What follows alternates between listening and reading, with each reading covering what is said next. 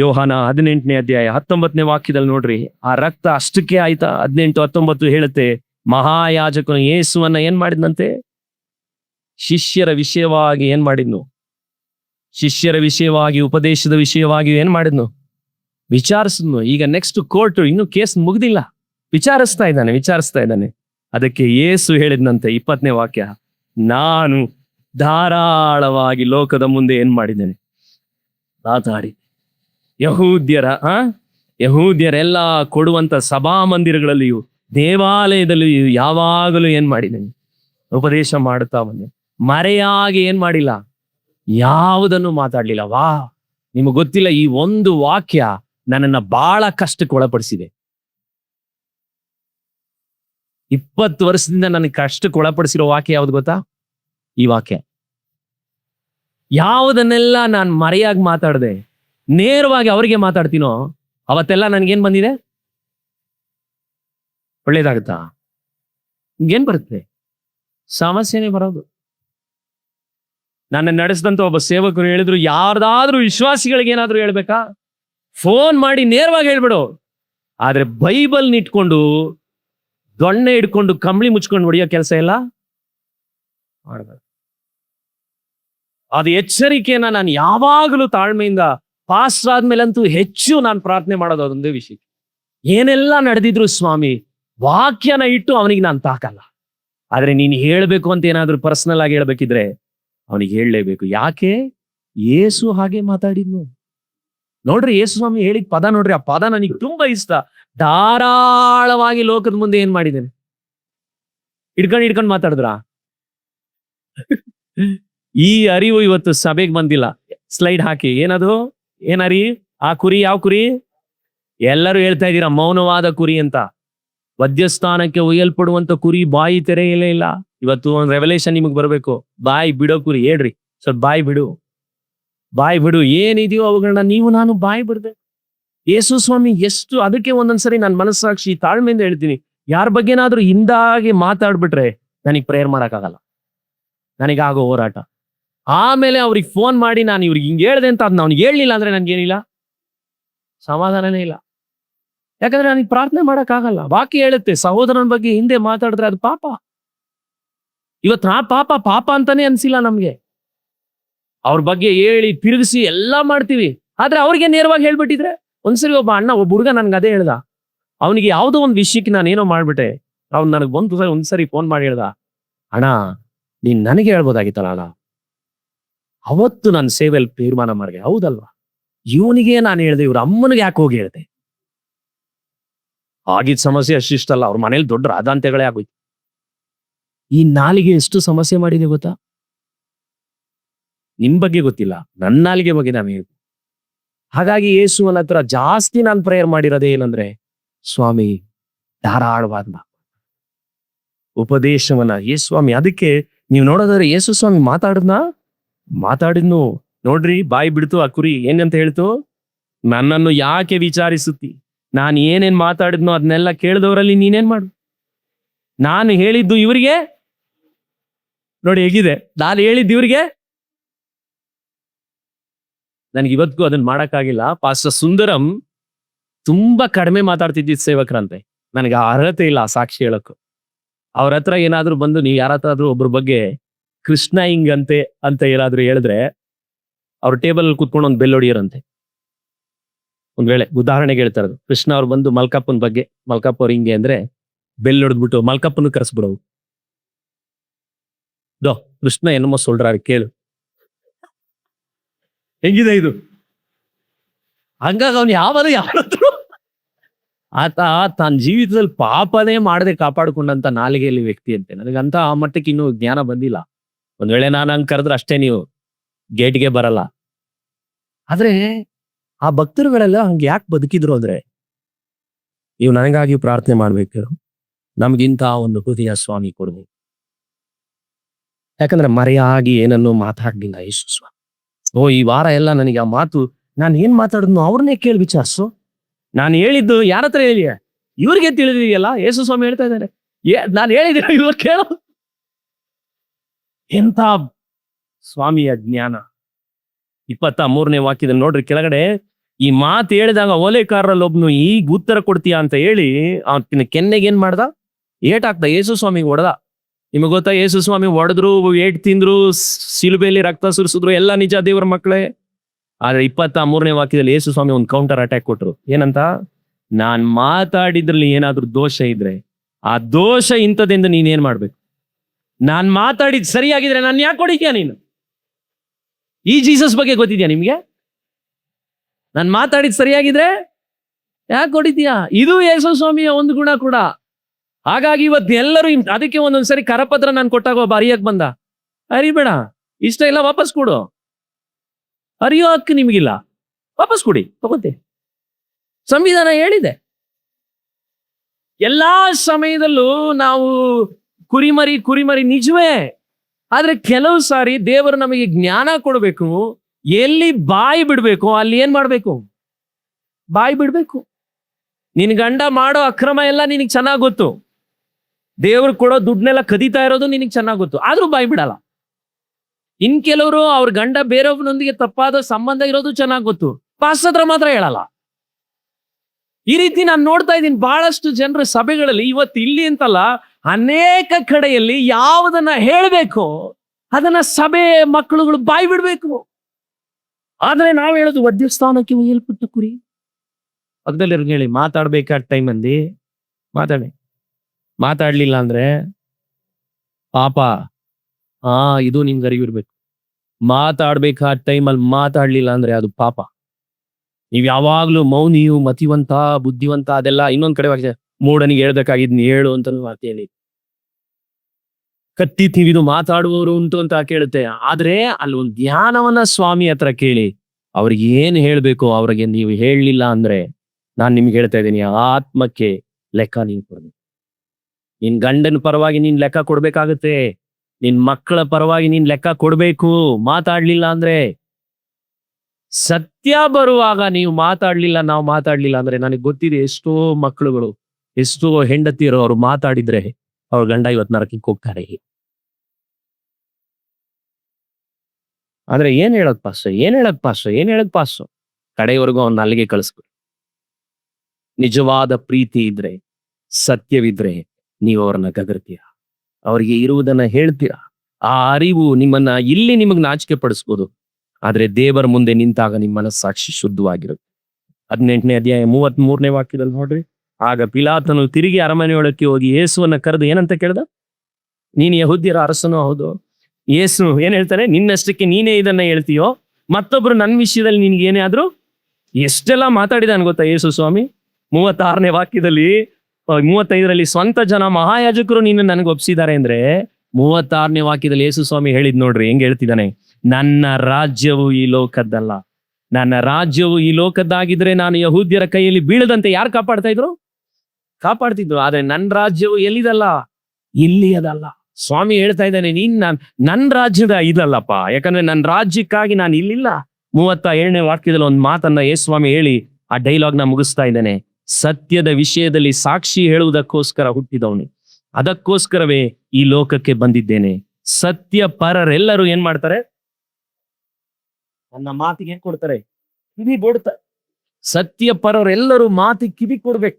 ಸತ್ಯ ಎಲ್ಲಾದ್ರೂ ಇದ್ರೆ ಅವುಗಳ ಪರವಾಗಿ ನಾವು ಮಾತಾಡ್ಲಿಲ್ಲ ಅಂದ್ರೆ ಸ್ವಾಮಿ ನಿಮ್ಮ ಹತ್ರ ನಮ್ಮ ಹತ್ರ ಏನ್ ಮಾಡ್ತಾನೆ, ಲೆಕ್ಕ ಕೇಳ್ತಾ. ಅವುಗಳನ್ನ ಮಾತಾಡದೇ ಇದ್ರೆ ನಿಮ್ಮ ಜೀವಿತಗಳಲ್ಲಿ ಖಂಡಿತವಾಗಿಯೂ, ಯೋಹಾನ ಅಲ್ಲೇ 19ನೇ ಅಧ್ಯಾಯ 9ನೇ ವಾಕ್ಯದಲ್ಲಿ ನೋಡ್ರಿ, ಆ ಪಿಲಾತ ಹೇಳ್ತಾನೆ, ನೀನ್ ಎಲ್ಲಿಂದ ಬಂದವನು ಎಂದು ಯೇಸುವನ್ನ ಏನ್ ಕೇಳಿದ್ನು. ಯಾಕೆ ಯೇಸು ಸ್ವಾಮಿ ಅಲ್ಲೇ 33 ವರ್ಷ ಓಡಾಡೋದು ಗೊತ್ತಿರಲ್ವ ಅವನ್ಗೆ. ಯೇಸು ಸ್ವಾಮಿ ಮಾತಾಡಿದ್ದೆಲ್ಲ ನೋಡಿದಾಗ ಪಿಲಾತನ್ಗೆ ಏನ್ ಗೊತ್ತಾಯ್ತು ಗೊತ್ತಾ, ಇವ್ನು ನಮ್ಮೂರು ಒಂಥರ ಮಾತಾಡ್ತಾ ಇಲ್ಲ, ಇವನು ನಮ್ ಲೋಕ ಅಲ್ಲ, ನಾವ್ ಇಲ್ಲಿಯವ್ರಲ್ಲ, ನಾವ್ ಅಲ್ಲಿಯವರು.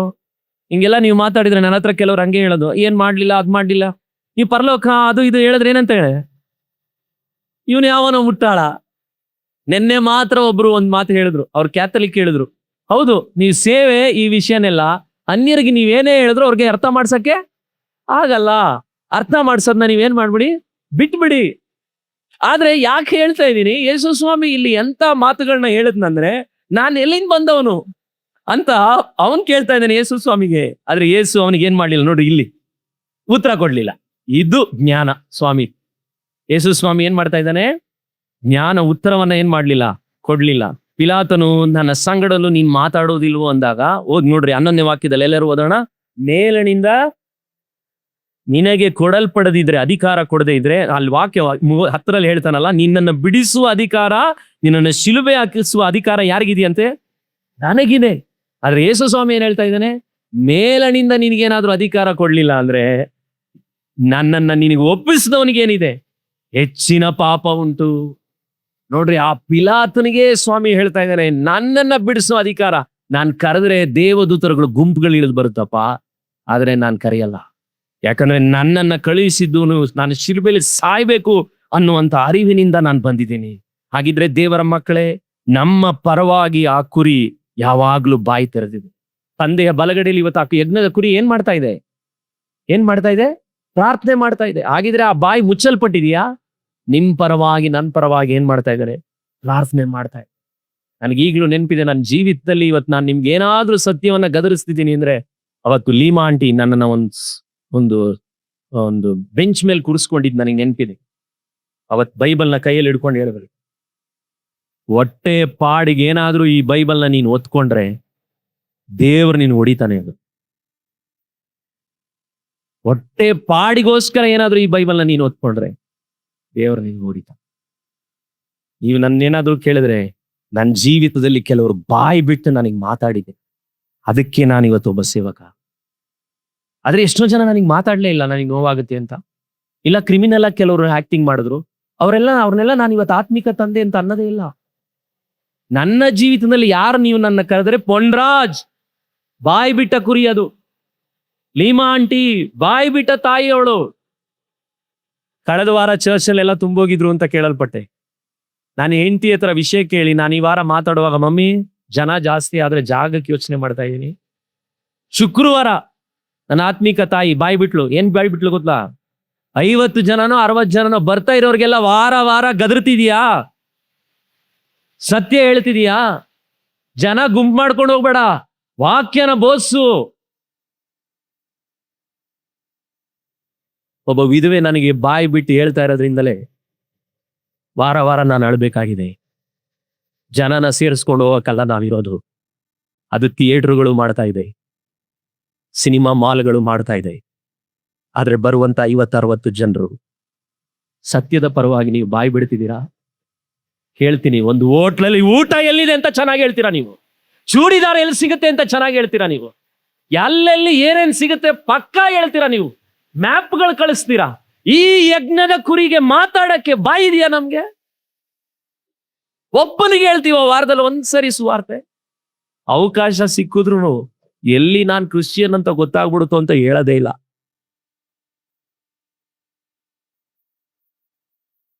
ಆದ್ರೆ ಆ ಕುರಿ ಅವತ್ ಬಾಯಿ ಬಿಡ್ಲಿಲ್ಲ ಅಂದಿದೆ. ಇನ್ನೆಷ್ಟು ವರ್ಷಗಳ ಕಾಲ ನಾವು ಬದುಕ್ತೀವಿ? ಇನ್ನೆಷ್ಟು ವರ್ಷ ನಾವಿರ್ತೇವೆ? ಆತ್ಮಗಳು ನರಕಕ್ಕೆ ಹೋಗುವಂತ ಅಂತ್ಯ ಕಾಲಗಳಲ್ಲಿದೆ. ಇರಾನ್ನಲ್ಲಿ ಬಾಂಬ್ಗಳು ಸಿಡಿತು, ಆದ್ರೆ ನಿಮಗೆ ಗೊತ್ತಾ? ಈಲ್ಡಿನೋ ಅನ್ನುವಂತ ಒಬ್ಬ ಸೇವಕರು, ಸುವಾರ್ತೆ ಸಾರ್ತನೆ ಇದು, ಅವ್ರ ಮೇಲೂ ಬಾಂಬ್ ಬಂದಿ. ಇರಾನ್ನಲ್ಲಿ ಎಷ್ಟೋ ಸೀಕ್ರೆಟ್ ಕ್ರಿಶ್ಚಿಯನ್ಸ್ಗಳು ಸತ್ತಿದ್ದಾರೆ. ಅವರೆಲ್ಲ ಬಾಯಿ ಬಿಟ್ಟಿದ್ರಿಂದಲೇ ಸತ್ತಿದ್ದು, ಬಾಯಿ ಮುಚ್ಕೊಂಡಿದ್ರಿಂದಲ್ಲ. ಯಾಕಂದ್ರೆ ಆ ರಕ್ತ ಸುರಿಸಿದಂತ ದೇವರಿಗೆ ತಮ್ಮ ಜೀವವನ್ನೇ ಕೊಡ್ಲಿಕ್ಕೆ ಒಂದು ಗುಂಪು ಒಂದ್ ಕಡೆ ನಿಂತಿದ್ದಾರೆ. ಆದ್ರೆ ಇನ್ನೊಂದ್ ಕಡೆ ಈ ವಾಕ್ಯ, ಇದನ್ನ ನನಗೆ ಸಿಕ್ಕಂತ ವಾರದ ಅವಕಾಶದಲ್ಲಿ ಟ್ರೈನ್ನಲ್ಲೋ ಬಸ್ನಲ್ಲೋ ಒಂದ್ ವೇಳೆ ಯಾರಾದ್ರೂ ಕೇಳಿದ್ರೆ, ಚರ್ಚ್ ಇಲ್ಲಿದೆ, ನಾನು ಇಲ್ಲಿಗೆ ಹೋಗ್ತೀನಿ, ಬೈಬಲ್ನು ಕೂಡ ನಾವ್ ಎತ್ಕೊಂಬರಕ್ ನಮ್ಗೆ ಅವಮಾನ ಕೆಲವ್ರಿಗೆ. ಯಾಕೆ? ಆ ಕುರಿ ಬಾಯಿ ಬಿಟ್ಟಿದೆ ಅನ್ನೋ ಅರಿವು ನಮಗಿಲ್ಲ. ನೋಡ್ರಿ, ಆ ಕುರಿ ಅಷ್ಟಕ್ಕೆ ನಿಲ್ಲ. ಯೋಹಾನ 19:28 ಎಲ್ಲಾ ತೀರಿತೆಂದು ಏನ್ ಮಾಡಿದ್ನು? ನೀರಡಿಕೆ ಏನ್ ಮಾಡಿದ್ನು? ಹುಳಿ ರಸವನ್ನ ಏನ್ ಮಾಡಿದ್ರಂತೆ? ಗಿಡದ ಕೋಲಿಗೆ ಏನ್ ಮಾಡಿದ್ರಂತೆ? ಬಾಯಿಗೆ ಏನ್ ಮಾಡಿದ್ರು? ಯೋಹಾನ 19:28 ಹೋದ್ರಿ?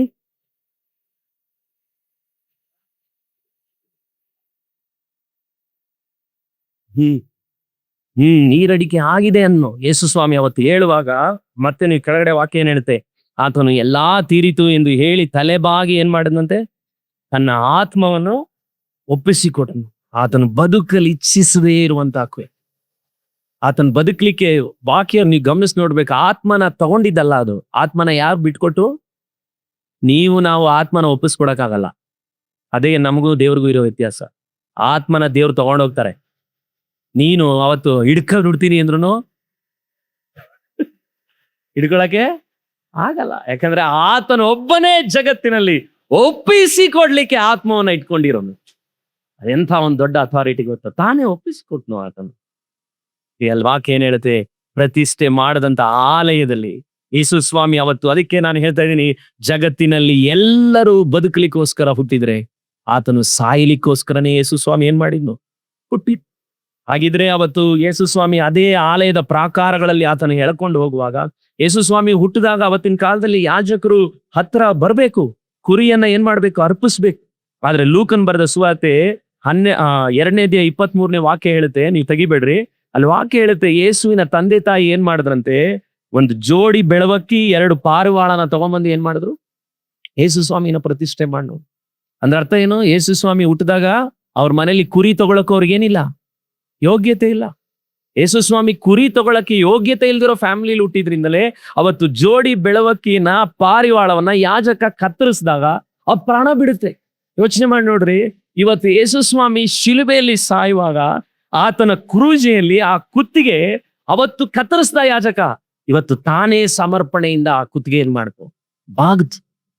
ಆ ಕ್ರೂಜೆಯಲ್ಲಿ ಯೇಸು ಸ್ವಾಮಿ ತನ್ನನ್ನೇ ಒಪ್ಪಿಸಿಕೊಟ್ನು. ಮಾರ್ಕನ ಸುವಾರ್ತೆಯಲ್ಲಿ ಹೇಳ್ತಾನೆ, ಯೇಸು ಸ್ವಾಮಿ ಪ್ರಾಣ ಬಿಡುವಾಗ ಮಹಾಧ್ವನಿಗೈದು ಏನ್ ಮಾಡಿದ್ನಂತೆ? ಪ್ರಾಣ ಬಿಟ್ಟ. ದೇವಾಲಯದ ತೆರೆ ಏನಾಯ್ತಂತೆ? ಹರಿದು ಹೋಯ್ತು.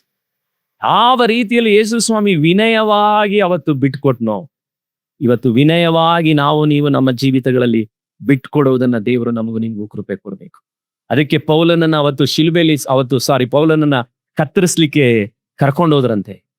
ನಿಮಗೆ ಗೊತ್ತಾ? ಪೌಲನ ಚರಿತ್ರೆಯಲ್ಲಿ ಅವನನ್ನ ಕರ್ಕೊಂಡು ಹೋಗುವಂತ ಇಬ್ರು ನೋಡ್ತಾ ಇದ್ರಂತೆ. ಅವತ್ತು ಕುರಿ ಬಾಯಿ ತೆರೆದಿರೋ ತರ ಹೋಗ್ತಾ ಇರೋ ತರ ಹೋದ್ನಂತೆ ಪೌಲನ್. ಯಾಕಂದ್ರೆ ಅವತ್ತು ಸಾಯಿಸುವಂತ ವ್ಯಕ್ತಿಗಳನ್ನ ಎಲ್ಲರೂ ಶಾಪ ಹಾಕ್ತಾರೆ.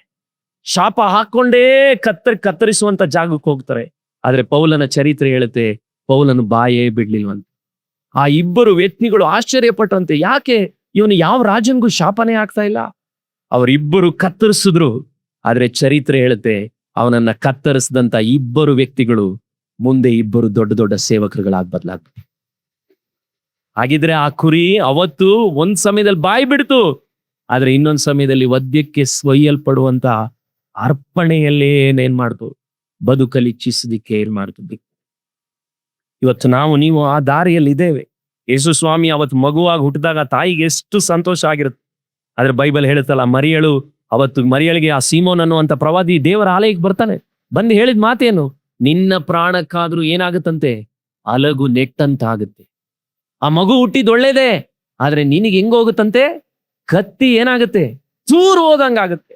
ಅವತ್ತು ಶಿಲುಬೆಯಲ್ಲಿ ಯೇಸು ಸ್ವಾಮಿ ಸಾಯುವಾಗ ಮರಿಯಳು ನೋಡಿರ್ತಾಳೆ, ಅಯ್ಯೋ ಈ ಮಗುನ ನಾನು 9 ತಿಂಗಳು ಒಳಗಡೆ ಇಟ್ಕೊಂಡಿದ್ದು, ಆ ವ್ಯಕ್ತಿಯನ್ನ ಆ ರೀತಿಯಾಗಿ ಸಾಯಿಸ್ತಾ ಇದ್ದಾರಲ್ಲ.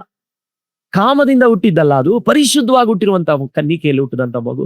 ಆದ್ರೆ ಅದನ್ನ ಬೆಳೆಸಿರುವಂತ ಪ್ರೀತಿ ಅನ್ಯೋನ್ಯತೆಯಲ್ಲಿ ಎಲ್ಲರ ಮುಂದೆ ಆ ಸಾಯುವಾಗ ಅಲಗು ನೆಟ್ಟಂತ ಆಗಿ ಅವಳು ಕಿರ್ಚಿರ್ತಾಳೆ.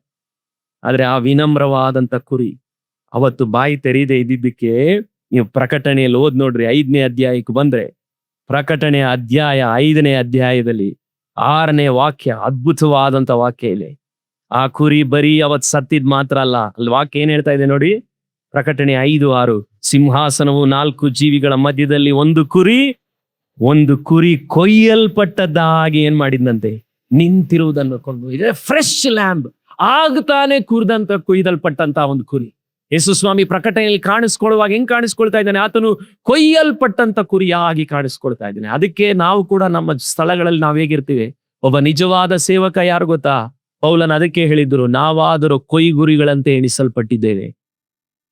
ಇವತ್ ನಾನು ಶ್ವೇತಾಗಿ ಹೇಳ್ಕೊಂಡು ಬಂದೆ, ಬರೋವಾಗ್ಲೇ ಇಳಿಯುವಾಗ ಹೇಳ್ತಾ ಇದ್ದೆ, ಪಾಸ್ಟರ್ಗಳ ಬಗ್ಗೆ ಏನೇ ಮಾತಾಡಿದ್ರು ಪಾಸ್ಟರ್ ಮಾತಾಡಂಗಿಲ್ಲ, ಯಾರು ಬೇಕಾದ್ರೂ ಮಾತಾಡಿದ್ರು ಸೇವಕ ಮಾತಾಡಂಗಿಲ್ಲ. ಯಾಕೆ? ಪಾಸ್ಟರ್ ಥಾಮಸ್ ರಾಜ್ಗೆ ಒಂದ್ಸರಿ ಸುಂದರ ಹೇಳಿದ್ರಂತ, ಮಕ್ಳುಗಳು ಏನೋ ಕೀಟ್ಲೆ ಮಾಡಿದ್ದಕ್ಕೆ ಸರಿಗೆ ಬೈದ್ ಬಿಡುವಂದ್ರಂತ. ಅದಕ್ಕೆ ಸುಂದರ ಹೇಳಿದ್ರಂತೆ, ಅಂದ ಪಿಳ್ಳೆಂಗ ಮೂಂಜಿಲ ತುಪ್ಪನಾಲು ಮುಖದ ಮೇಲೆ ಉಗಿದ್ರು ಏನ್ ಮಾಡ್ಬೇಕಂತೆ? ಹುಲ್ಲು ಒರೆಸ್ಕೊಂಡು ಬಾರ್ ನಿಂತ್ಕೋಬೇಕಂತ. ಅವನ ಹೆಸರು ಎಲ್ರು ಹೇಳಿ, ಏನ್ ಹೆಸರು? ಸೇವಕ. ಹೇಳ್ರಿ. ಒರೆಸ್ಕೊಂಡು ಏನ್ ಮಾಡ್ಬೇಕು? ನಿಂತ್ಕೋಬೇಕು. ಆ ಕುರಿ ಬೇರೆಯವರಿಗೆ ಸತ್ಯ ಹೇಳ್ಬೇಕು, ಆದ್ರೆ ತನ್ನ ಜೀವಿತಗಳ ಆರೋಪಣೆ ಬಂದಾಗೆಲ್ಲ ಸಾಬೀತುಪಡಿಸುವ. ನನ್ ಬಗ್ಗೆ ಯಾಕೆ ಹಿಂಗಂದ್ರು? ನೋ. ನನ್ ಬಗ್ಗೆ ಹಿಂಗ್ ಮಾತಾಡ್ತಾರಲ್ಲ? ನೋ. ಯಾಕೆ? ಅದು ವಿನಮ್ರವಾದ ಕುರಿ. ಇವತ್ತು ಒಡೆದು ಸಾಯಿಸುವಂತ ಸ್ಥಿತಿಗೆ ಶಿಲುಬೆಯಲ್ಲಿ ಬಂದಾಗ ಆವತ್ತು ಗ್ರಹಾಮ್ ಸ್ಟೈನ್ಸ್ ಒಂದ್ ವೇಳೆ ಯೋಚನೆ ಮಾಡಿ ನೋಡ್ರಿ, ಬೆಂಕಿ ಹಾಕುವಾಗ ವಾಪಸ್ಸು ಕೆಳಗಿಂದ ಇಳಿದು ಎಲ್ರಿಗೂ ಒಡೆದು, ಯಾಕಂದ್ರೆ ಅವ್ರು ಫಾರಿನರ್, ಅವರು ಒಡೆಯಕ್ ಬಂದವ್ರಿಗಿಂತ ಅವ್ರಿಗೆ ಬಾಡಿ ಚೆನ್ನಾಗಿತ್ತು, ಆದ್ರೆ ಅವ್ರು ಆ ರೀತಿ ನಡ್ಕೊಳ್ಳೇ ಇಲ್ಲ. ಯಾಕೆ ಹೇಳ್ತಾ ಇದ್ದೀನಿ? ಆ ವಿನಮ್ರವಾದ ಕುರಿ ಕೊಯ್ಯಲ್ಪಟ್ಟಂತ ಕುರಿಯಾಗಿ ಕಾಣಲ್ಪಟ್ಟ. ಇವತ್ತು ಈ ಅರಿವು ನಮಗಿದ್ರೆ ಎಷ್ಟೋ ಕೋರ್ಟ್ಗಳಿಗೆ ಕೇಸೇ ಹೋಗ್ತಿರ್ಲಿಲ್ಲ.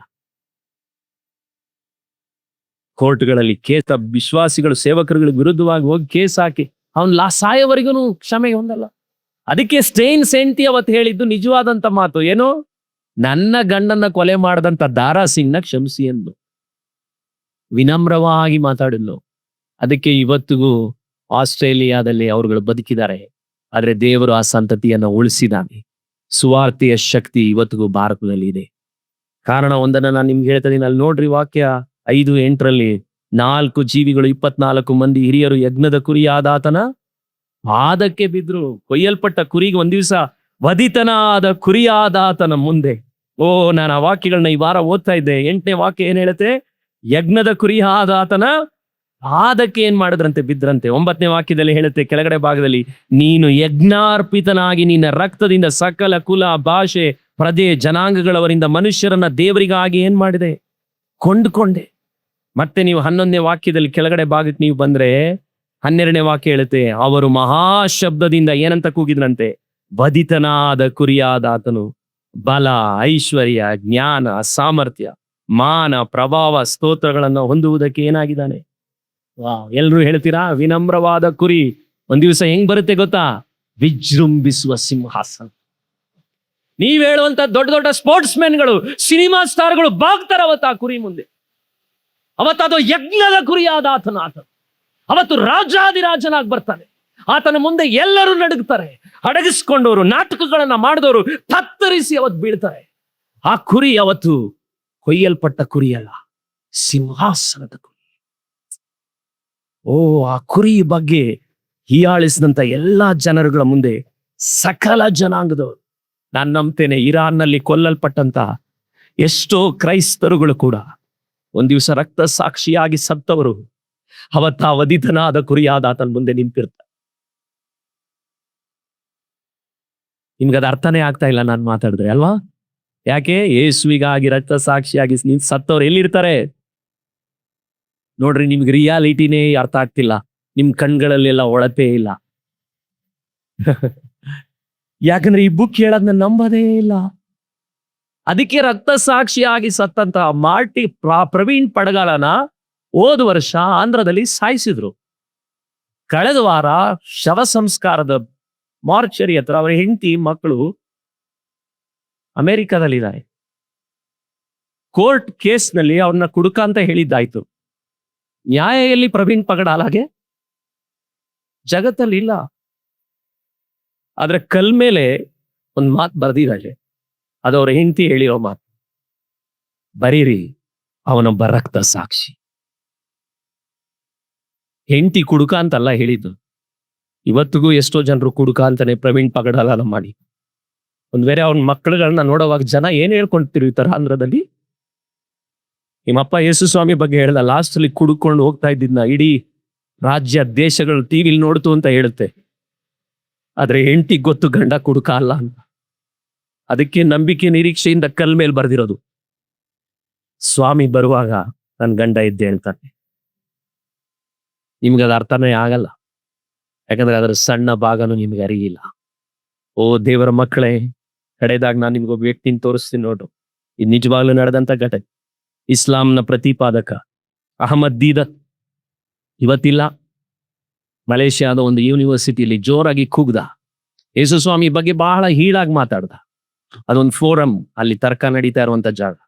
ದೀದತ್ ಇಷ್ಟು ಕೆಟ್ಟದಾಗಿ ಯೇಸು ಸ್ವಾಮಿ ಬಗ್ಗೆ ಮಾತಾಡ್ತಾ ಇದ್ದಂತ ಡೈಲಾಗ್ ನಲ್ಲಿ ಪಕ್ಕದಲ್ಲಿದ್ದಂತ ಪ್ರೊಫೆಸರ್ ಲಿವಿಂಗ್ಲಿ ಸಡನ್ ಆಗಿ ಹೇಳಿದ್ರಂತೆ, ಈ ಯೇಸು ಸ್ವಾಮಿ ಬಗ್ಗೆ ಹೇಳ್ತಾ ಇರೋದೆಲ್ಲ ಸುಳ್ಳು, ಆ ರೀತಿ ಯೇಸು ಸ್ವಾಮಿ ಏನಲ್ಲ, ಯೇಸು ಸ್ವಾಮಿ ಹೇಳಿದ ಬೋಧನೆಗಳೆಲ್ಲ ನಿಜವಾದದ್ದು. ದೀದತ್ಗೆ ಬಹಳ ಕೋಪ ಬಂತು. I will prove it. ಫೈಲ್. ಲಿವಿಂಗ್ಲಿ ಸ್ಟೇಜ್ ಹತ್ರ ಹೋದ್ರು.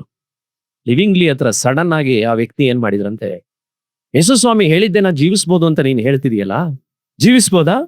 ಖಂಡಿತವಾಗಿ ಜೀವಿಸ್ಬೋದು. ಜೀವಿಸಕ್ಕಾಗಿಲ್ಲ ಅಂದ್ರೆ ಯೇಸು ಸ್ವಾಮಿ ಹೇಳ್ತಿರ್ಲಿಲ್ಲ ಅಂದ್ರೆ. ದಿಢೀರಂತ ಕೋಪಗೊಂಡಂತ ದೀದತ್ ತನ್ನ ಬಲಗೆ ಕೈಯನ್ನ ತೆಗೆದು ಕಪಾಳಕ್ಕೆ ಹೊಡೆದ. ಲಿವಿಂಗ್ಲಿಗೆ ಹೊಡೆದಿದ ತಕ್ಷಣ ಆತನ ಆ ಒರೆಸ್ಕೊಂಡು ನಡುಗ್ತಾ ಇರುವಂತ ನೋವಿನ ಮಧ್ಯದಲ್ಲೇ ದಿಢೀರಂತ ದೀದತ್ ಹೇಳದಂತೆ, you have to turn your other cheek. ನೀನ್ ಎಡಗಿನ ಎಡಬಾ ಮುಖವನ್ನು ತೋರಿಸ್ಬೇಕಲ್ವಾ, ಕೆನ್ನೆಯನ್ನ. ಆದ್ರೆ ನಡುಗ್ತಾ ಲಿವಿಂಗ್ಲಿ ಮತ್ತೆ ತನ್ನ ಎಡಗೆನ್ನೆನ ತೋರಿಸಿದ್ರು. ದೀದತ್ ಹೊಡಿಲಿಲ್ಲ. I will clear it up, ಬೇಗನೆ ಕ್ಲಿಯರ್ ಮಾಡ್ತೀನಿ ಸಂವಾದನ. ಶರ್ಟ್ ಬಿಚ್ಚು ಅಂದ್ರು. ಲಿವಿಂಗ್ಲಿ ನೆರೆದಂತ ಅಷ್ಟು ಸ್ಟೇಡಿಯಂ ಜನರುಗಳ ಮಧ್ಯದಲ್ಲಿ ಶರ್ಟ್ ಬಿಚ್ಚಿದೆ. ಆದ್ರೆ ತಕ್ಷಣ ದೀದತ್ ಕೇಳಿದ್ನಂತೆ, ನಿನಗೆ ಗೊತ್ತಿಲ್ವಾ ಪ್ಯಾಂಟ್ ಕೂಡ ಬಿಚ್ಚಬೇಕು? ಲಿವಿಂಗ್ಲಿ ಅಷ್ಟು ಜನರುಗಳ ಮುಂದೆ ನೆರೆದ ಸಮೂಹದ ಹತ್ರ ಕ್ಷಮೆ ಕೇಳಿ ತನ್ನ ಪ್ಯಾಂಟ್ ಕೂಡ ಬಿಚ್ಚಿದೆ. ನಡೆದಂತ ಘಟನೆ ಏನು? ಬೇಗ ಕಾನ್ಫರೆನ್ಸ್ ಮುಗಿಸಿದಾಗ ಎಲ್ರಿಗೂ ಮುಜುಗರ ಆಯ್ತು. ಆದ್ರೆ ಲಿವಿಂಗ್ಲಿ ರೂಮ್ಗೆ ಹೋದಾಗ ಇಸ್ಲಾಂ ಸ್ಟೂಡೆಂಟ್ಸ್ಗಳು, ಆ ಕಾಲೇಜಿನ ಎಲ್ಲಾ ಹುಡುಗರುಗಳು ಲೈನಲ್ಲಿ ಕ್ಯೂ ಆಗಿ ನಿಂತ್ಕೊಂಡು ಕ್ಷಮೆ ಕೇಳಕ್ ಒಳಗಡೆ ಬಂದಿದ್ದಾರೆ. ಅವ್ರೊಂದ್ ಮಾತು ಕೇಳಿದ್ರಂತೆ, sir your Jesus is real.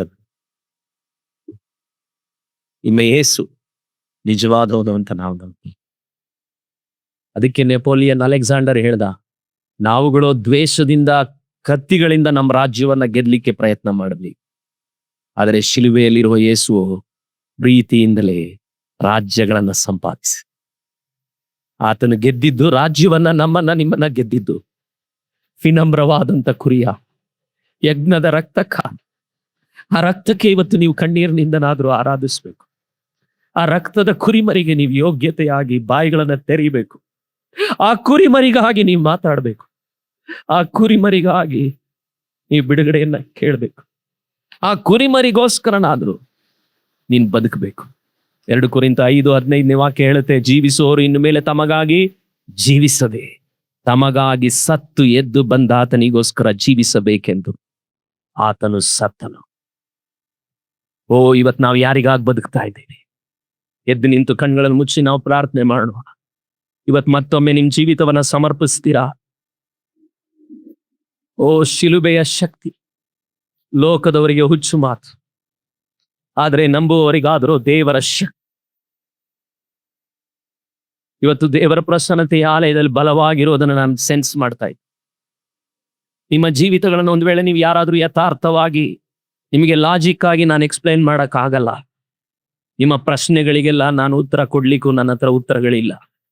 ಆದ್ರೆ ಒಂದಂತೂ ನಿಜ, ಯಜ್ಞದ ಕುರಿ ಲೋಕ ಪಾಪಕ್ಕಾಗಿ ಸತ್ತು. ಆತನು ಸತ್ತಿದ್ದರಿಂದಲೇ ನನ್ನನ್ನು ಬಿಡುಗಡೆ ಮಾಡಿದ್ನು, ನನ್ನ ತಾಯಿಯನ್ನ ಬಿಡುಗಡೆ ಮಾಡಿದ್ನು, ನಿಮ್ಮನ್ನು ಬಿಡುಗಡೆ ಮಾಡಿದ.